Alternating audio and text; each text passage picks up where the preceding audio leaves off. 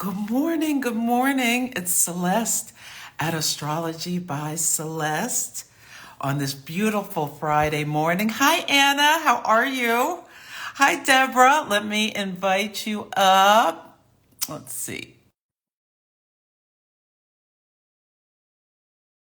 Excited. Yes, yes. Okay, wait. I have to push it again. Accept. Yay! Hi, Debra. It's so good to see you. So good to see you. Happy birthday. Thank you. Thank you. What a wonderful birthday present to speak with one of my teachers. And how old are you? I am 54 years old. Do you know that in the culture of the Amazon, in the elders, you don't enter eldership till you're 54? Ooh, I'm ready for it. Yeah, and it's just a symbol that you've lived enough life now where you feel confident that you can contribute to other people. And look at you and your social media. And I'd love to hear a little bit about your journey upon our meeting at a bookstore. How many years ago was that? That was in 2019 in Seattle. Well, let's Yes. just start with that. Can you tell that story? Yes. So I just love you. And so I arranged to go up to Seattle to meet with my friend Karen and a couple of us and her sister Lori. And we all went to meet you at a bookstore. I think it's the East West bookstore for that day event. And then we all took your school together and absolutely loved And was it. that at that point, did you know astrology? Yes, I've been studying astrology. Yeah, but going to take your school like helped take me to the next level. I took it during the pandemic and then just threw myself 100% into the study of astrology, and I thought it was going to be just just something that enriched my life, but it took over my life. And Uranus coming to my sun, Saturn conjunction, it was like, yes, I can have this different kind of life because I spent 25 plus years in corporate sales, marketing, and business development. And I was ready to fling off that oppressive energy and the platinum How long did it take handcuffs. after you finished the school before you let go of that old professional hat? After I finished the school, I waited, it was about 8 months before I left my corporate job, and I left it early. I thought I was going to work throughout 2021, but I decided enough is enough. I'm just going to take the risk, do the fool from the tarot card, not know exactly what's going to happen, but And then what happened? And then you started doing readings a lot. You just got to mhm. practice and you. Yeah, I started practice. I did both jobs for a while. So I did the corporate and the astrology for a while. And yeah, people started asking me for readings. So that's what gave me the courage to think, okay, I can really do this. Because it can be hard for Taurus to feel confident. So I was curious how your confidence, because we're in level 4 right now. We just started level 4 helping people. Yeah, learning how to get their niche and how to go get a website and how to get past their fear. And today I was just teaching and I said, Tauruses have a hard time. Mm-hmm. Did Yeah. you bump into that, your fear about security? And Oh, definitely. Like after I quit my job, it took me probably about 9 months to stop saying, "You're crazy. What have you done? Are you insane? Why did you leave your corporate job?" Maybe even longer than 9 months, but I don't say it anymore. Yeah, but I have an Aries moon like you. That's what, that is what, that's what quit the job, not the Taurus. right. And then you started charging. And what did you start charging at in the beginning? Yeah, so I started charging 200 and what was it? I think it was 206 because I wanted it to add up to 8. And you did that for? Yeah, I did that for quite a while. Yeah, right now I'm just charging 222 for an hour, and then I do 333 for an hour and a half. So cool. And then you advertise by doing it, like I see you're busy. So where are you advertising? I on my advertising primarily is my Instagram and social media. I have Instagram, YouTube, as well as I put my moon memos on TikTok, and then I do a little Yelp advertising too. It's so interesting. It's so good for everybody to hear that you can leave behind tradition or safety to go follow your soul's passion. In your chart with 4 planets in the 11th house, it was kind of obvious that astrology was calling your name. And what was the distinction like in doing level 1, 2, and 3? Do you use that script at all, or do you not use the format that we handed you? I used it to get going. So yes, I used the script. That's what helped me get from talking all over the place with people to to like a focused, impactful reading. And since then, I've evolved, and I do different things with people. I like to really help people when they're facing a situation and they need to understand timing and all of that kind of stuff. So I find that that's where people are kind of drawn to me, as well as my corporate experience draws people in as well for helping them with their careers and guidance. So you really like to have the client come in with a presenting issue, and then you untangle it, like a true Saturnian personality. Yes. I like to help problem solve, troubleshoot. This, if you do this way, this could be what happens. If this is like help people see the higher level of their patterns in their life of what's going on behind the scenes, and give a different perspective of how they can walk. Do you have any really good stories of any clients you've done where you've been so proud, like you finished the session?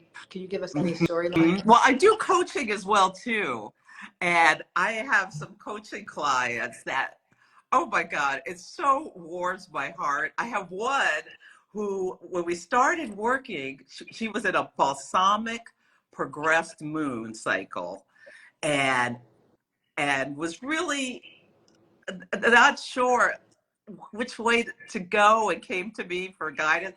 And by the time we worked together for a year, and so then she had a progressed new moon in Pisces, and oh my God, like the focus, the way forward, what she started evolving into, how she, like hearing her talk, and she's doing all these workshops, and I'm actually going to have her on like this whole chakra embodiment practice. I was just like, oh my God. It's like being a really good mom. Yes, yeah. And then there's been readings where someone like wrote up a little review, and she's like, and Celeste casually said, and I just got this image of her logo, and then she used it for her logo, and like it got her over this hump where she felt like, I love when people give me the feedback that after the reading they felt they were kind of directionless, and it helped them take that next step. That's what makes me, That's so good. It's so good for people to hear that one of your gifts is helping mobility. Because I do more of a psychological untangling. Being a psychotherapist and having a master's in clinical psychology, I'm like looking at where's the knot and the sabotager. You're looking more at timing and being able to unget the practical Taurus. Yeah. And I do have, I know you don't like to talk about Chiron, but I do have people come to me who want to untangle some of that. I think Chiron's great. It's so wonderful that there's so many different variations. And I don't use Chiron just because I have so much access. I mean, I never seem to lack content. So I like to minimize. My Mercury in Taurus likes, to do less is more and succinct, and really help people change their lives without too much intellectual. But that's not to say that my Gemini is not completely enthralled by what all you astrologers do. You can imagine how much fun it is for me to see your success on your birthday. I know. Yeah, you've got, and when I looked at your bio, 4,000 people have gone through Applied Astrology school. That is unbelievable, incredible. And I remember when all of us went to the ESAR conference and came to your house, and Yeah. It was just So, so so what would wonderful. you say, having studied as much as you have, how would you distinguish the Debra Silverman, the DSA school? What Mhm. would be your, I'd love to hear your words. Yes. So I love how you teach in bite-sized pieces.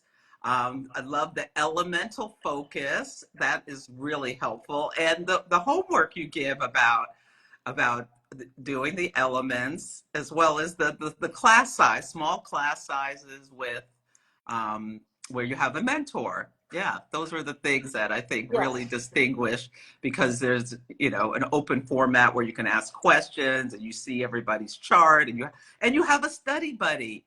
I took tell a story too, and Jade and I are still in touch. We were study buddies from That makes me so happy. That's my 11th house. I'm always doing community building. hmm And when I teach people, I pair them up with buddies as well. That's so great. So all of you out there, if you're flirting with astrology, Celeste is a real story of being corporate for, she was really flirting with astrology until she anchored it and landed it and then started making money at it and now has a practice. hmm Yeah.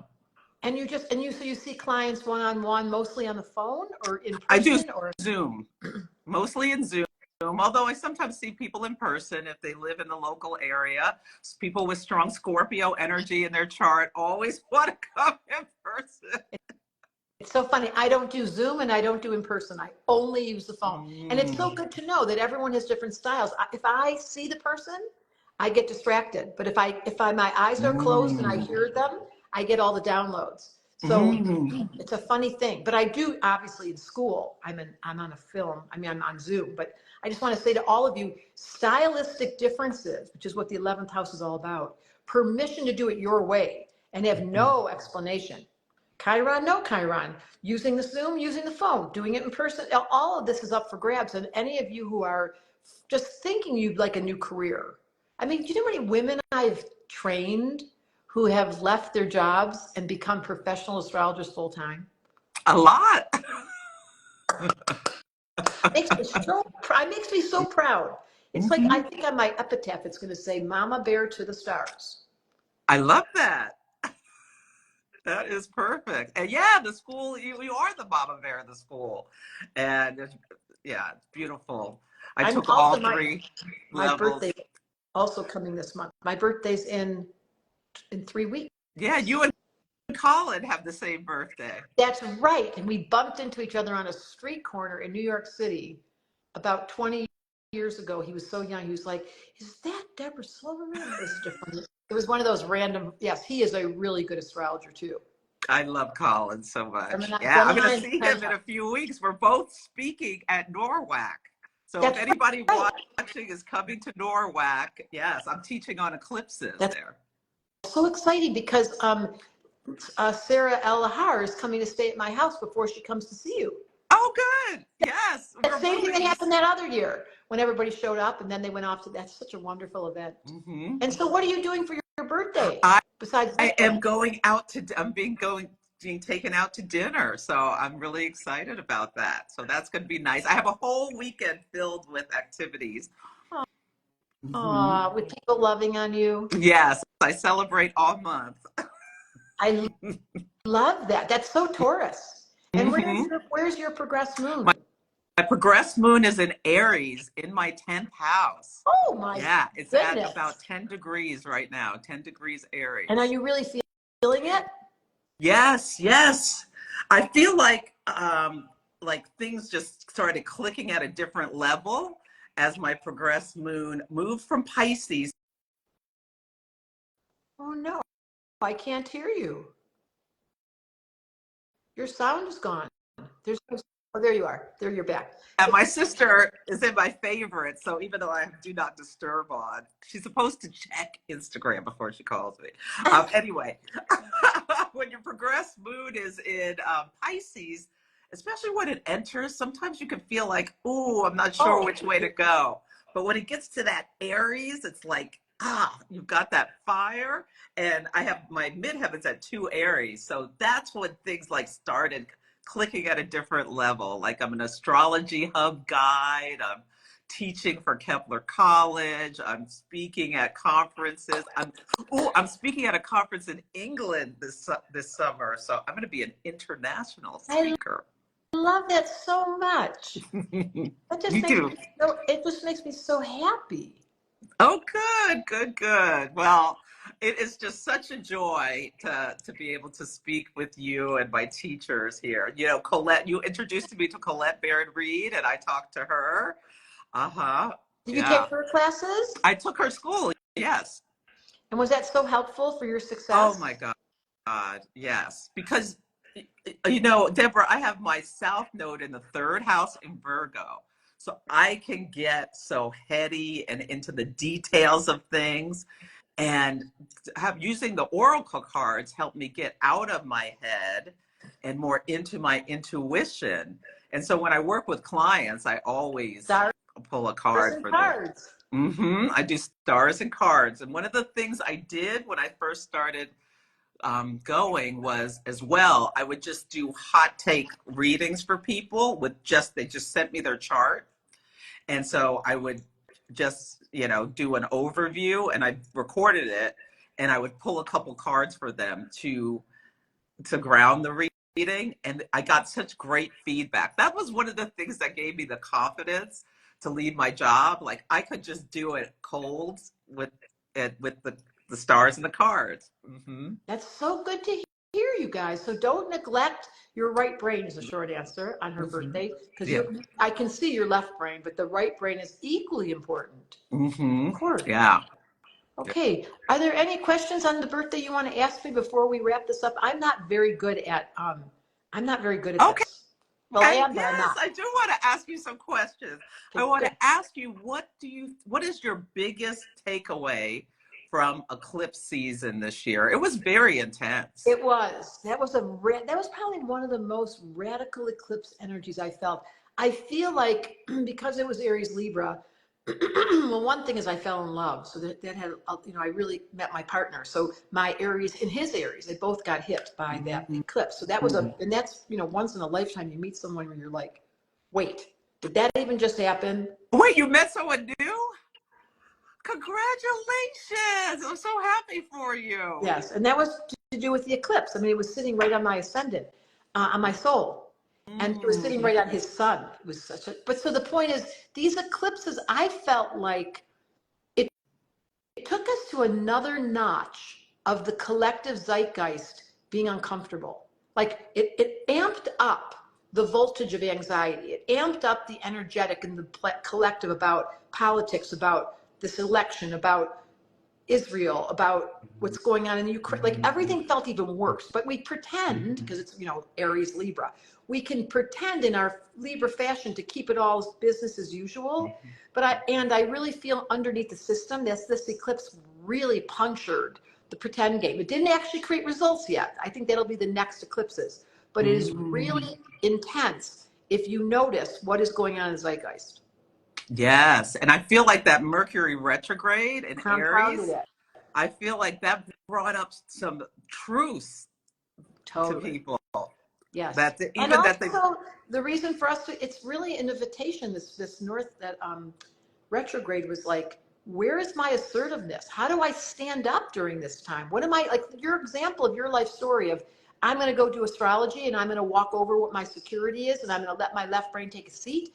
That's what eclipses are built for. So if you guys are reluctant or you're ambivalent, I mean, you had Uranus go over your sun. So that's a radical, once in a lifetime. But there's lots of people in this room who don't know how to read the signs to know that it is permissive for them to take the leap, take the jump, or stay home, be quiet, let the progressed moon in Pisces take you in. And if you guys don't know the schedules that you're in, like if you don't know your rhythm, it's really hard. My progressed moon is changing next month.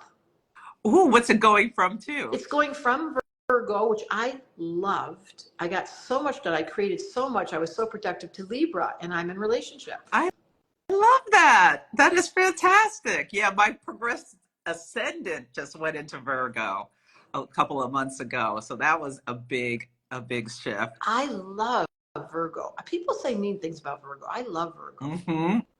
I love Virgo energy. Like I've been getting more because my South Node's there. I've been getting more clear, like psychic hits with that. So that has Yes. been a That positive. is such a marriage between the right and left brain to Mhm. use Virgo South Node and your cards. Mhm. I mean, yeah. So the answer is that eclipse activated a collective discomfort that is needed. And it really went, it was a big wave, and the retrograde just amplified it. I think we've gone back to sleep a little bit. You know, things are like, oh, we're glad that's over, but be prepared. It's coming soon down the street. Mm-hmm. Yeah. And do you have any knowledge or wisdom you want to share about the Jupiter-Uranus conjunction Well, I think at I think Taurus? that's going to have a lasting effect, but it's not as overt. I think it's financial. I think we're going to feel like it's happening with crypto. It's happening with gold being at the highest it's ever been. It's been happening with copper, like all the commodities, Jupiter and Taurus, in Uranus and electrical currency, the way that our planet runs on right now, all of the stuff that's in this computer, in this phone, all the stuff that is in your car, it's coming from, but there's some, my prediction is we can't keep taking from her like that. Even Jupiter and Uranus, there's like it's like a voltage in the earth energy saying, okay, guys, we're on a time bomb. No one ever talks about it. Mhm. The planet cannot continue having 8 million people, billion people consuming, and Amazon coming over every day and us dealing with plastic. And I do it every day. I'm guilty. There's plastic in my house. I'm like, okay, let's be honest. But that's not bad. The real truth is when these eclipses come, it's an inside job. How do I calm myself down? Mhm. What Mhm. do I do when Jupiter and Uranus are going like this to the electrical currency about money and the security down here? Oh, I know. I get simpler. And I love that. that's a lot of what I do. I do a lot of simplicity. I repeat myself. I eat the same foods. I take this. I'm like a broker, but that's what Buddha, your friend Taurus, Mr. Buddha was born under a full moon in Taurus. He said, everybody calm down. Mhm. That is wise words. You know, that happened on my Mercury. Oh my God.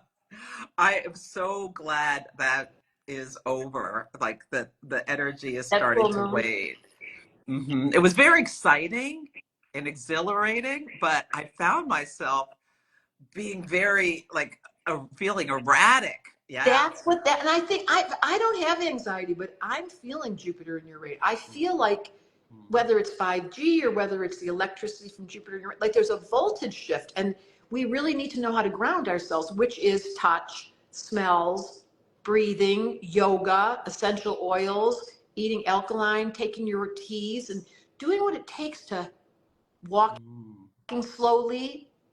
Yes. I love that.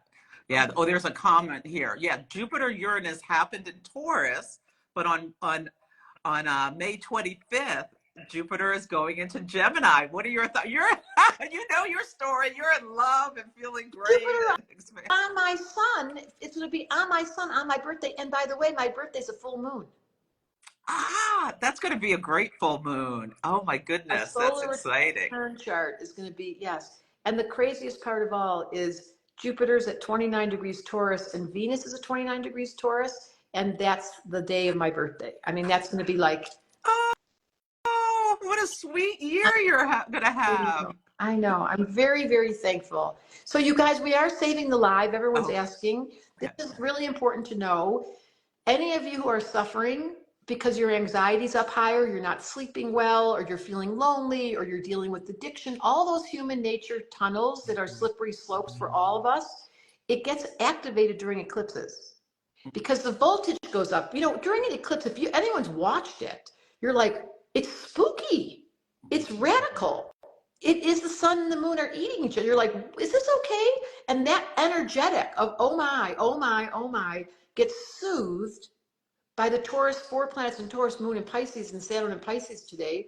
It gets soothed by you guys knowing how to regulate your nervous system. And that is a job description for every Taurus. Mm-hmm. Yeah. It was so important. Yeah. I do this open app every day where I do these meditations and it's so fantastic. It's always, they have a little talk at the beginning in line with the transits. And it just really helps stay present with the Beautiful. energy. And today the moon's in Pisces, and I've been feeling it all day. Yeah. Yeah, and if you guys want to know every day what the mood is, you probably know on my Instagram, I do these little short videos. I watch them every day. And today it was all about Taurus Pisces. It was like, you can just stay home. It's all warm and fuzzy. And it's cold in Colorado, for God's sake. I don't know what it's like in Seattle, but it ain't warm here. Okay. Actually in California. It's nice today. Oh, where are you in California? I'm in Oakland, outside of San Francisco. Oh, that's so cool. Oh, that's right. That's right. Okay, good. Well, for all of you, I just want to say there is definitely invitations to step away from the chart to your observer, which is what I all love to teach. And that's what Tell Me a Story is all about. And find your way to your own comfort, transcendent of the expression of the human condition and all these things. There's a place that's waiting for you. Takes a deep breath, and it gives you a chance to remember that all is well. Doesn't matter what the mind says, doesn't matter what the stars say, doesn't matter what your chakras are doing. There's a place waiting for you that it's your seat where you belong, where all is well. You can take a deep breath, and we're home on your birthday. I love that. Oh, there's a couple questions here. So what do you think it means, Deborah, that there's a full moon on your birthday, on your solar return chart? Yeah, well, I think you may know I have a book coming out in 2025. So good. Coming out in 13 languages. It's called I Don't Believe in Astrology. A funny title. I've fallen in love. I've started a new business with this.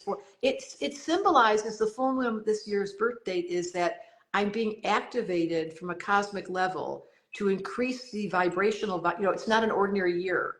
It suggests an increase of voltage.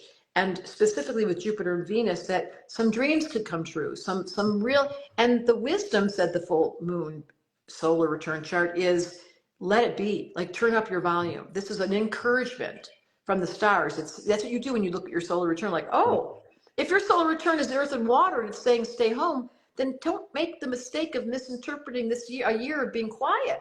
We all go through ebbs and flows. I am not in one of the down cycles. I'm going up to the mountain, and so that's what I know now because of that solar return chart. Great question. Yeah, and because the moon is in Sagittarius, publishing a book is perfect, on track.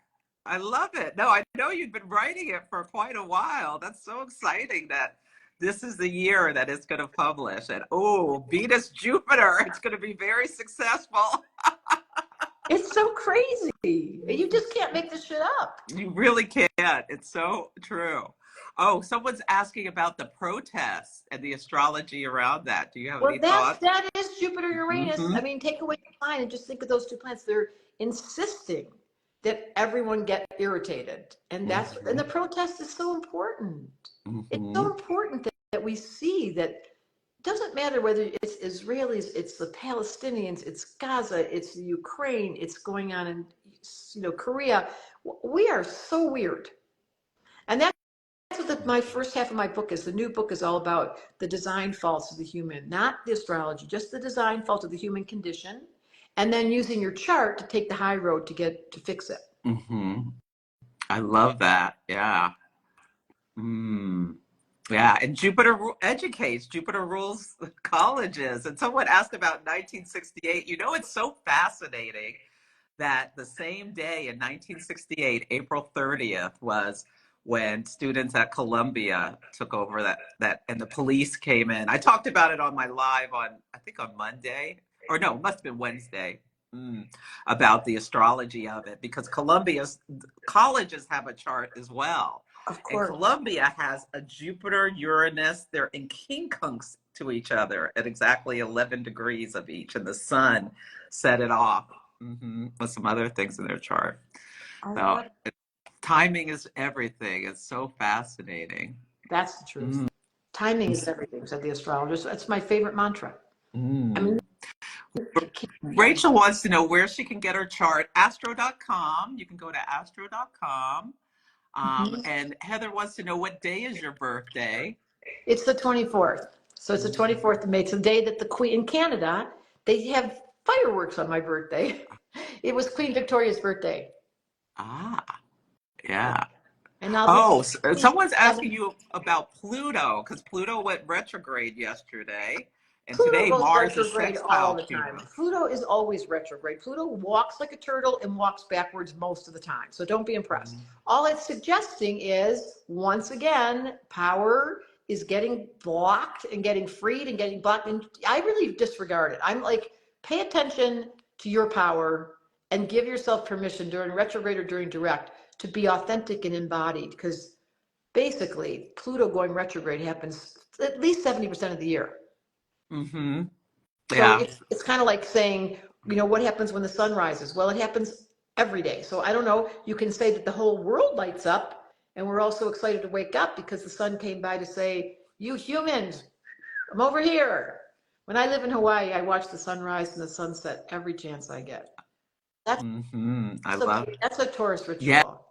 Yes. Yeah, we love rituals and routines. So I have a question for you. What do you feel like are the biggest lessons about Saturn being in Pisces?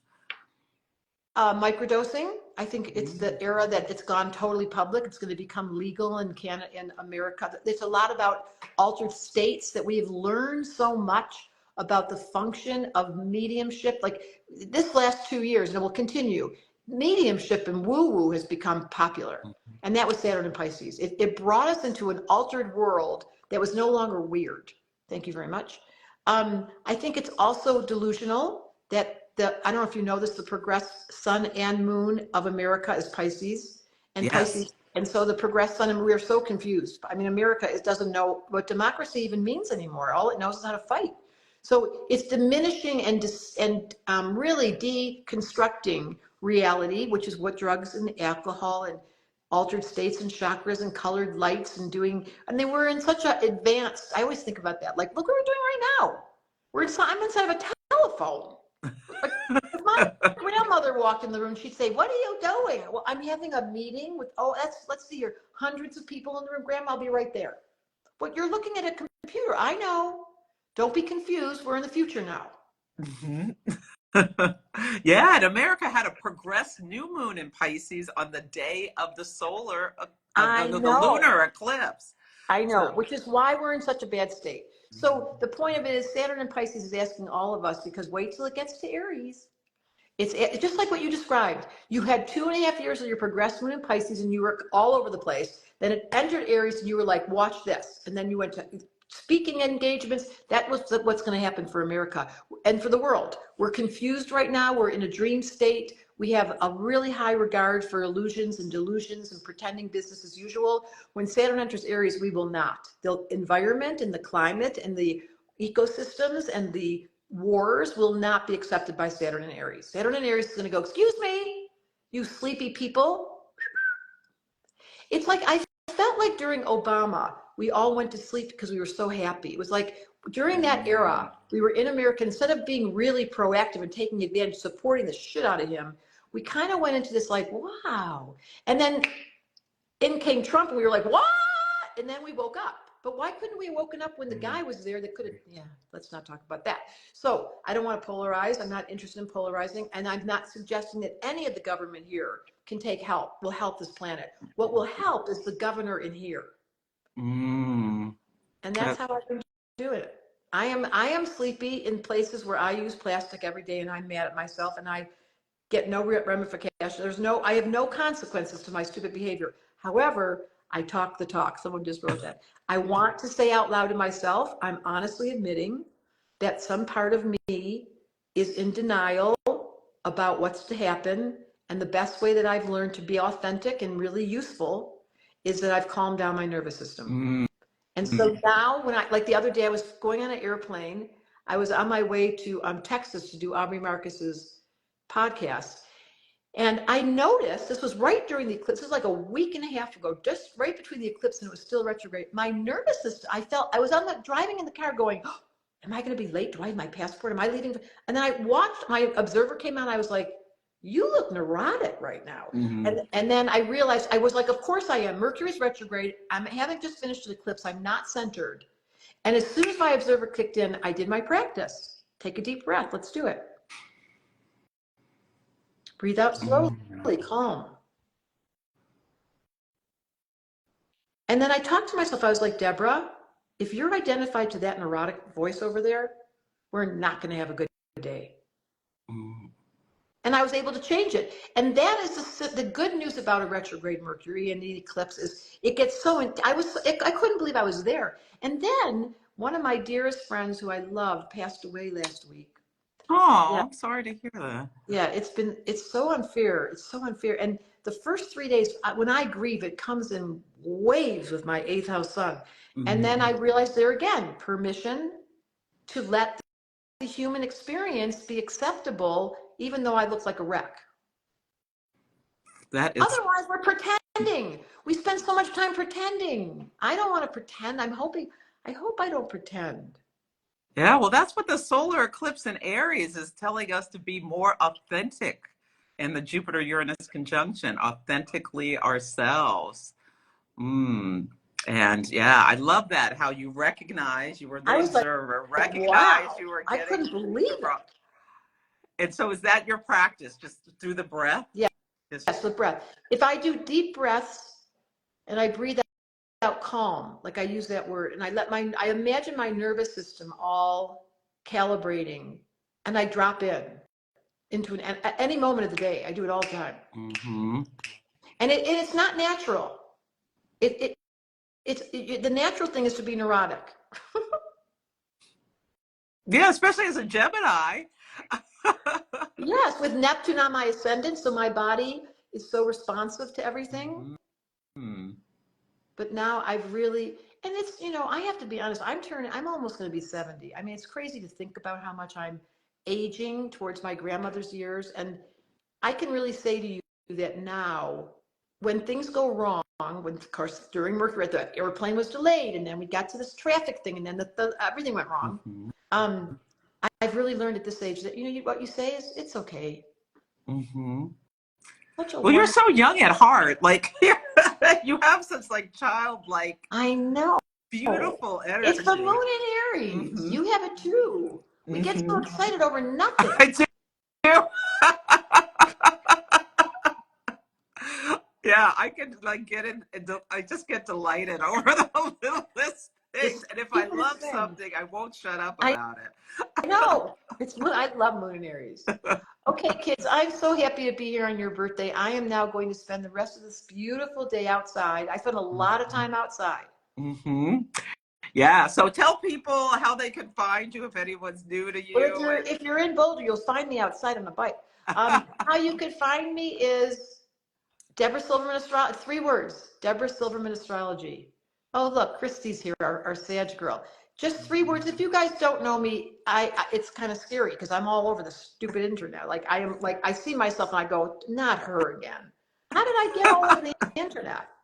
Mm-hmm. Yeah, and you can learn. There's a link in my bio if anyone wants to learn more about applied astrology. And tell people, like, what is level 4? How long does it last? What were the key takeaways? So twice a year in September and January is level 1. So if anyone wants to go to astrology.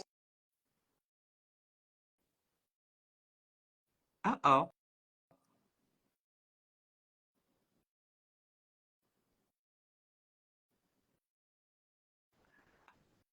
Oh no.